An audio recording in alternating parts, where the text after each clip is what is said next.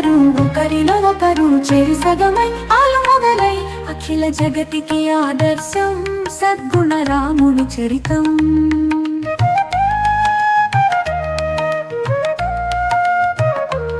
భరత రాజ్యమున పునర్వసు నక్షత్రాల సూర్యుని తేజముతో శివుని తపస్సుతో విరాజిల్లిన వంశోద్ధారకుడు రఘువంశ తిలకుడు శ్రీరాముడు.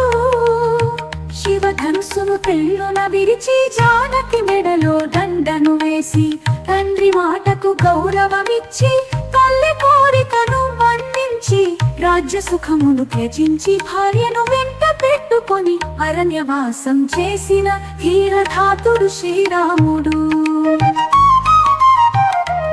రావణ వధతో సురులే మెచ్చగా అగ్ని ఆహుతి నరులే మెచ్చగా ఆకాశమంత పందిళ్ళు వేసి అఖిల జనుల సమక్షంలో కోటి దేవతల దీవెనలతో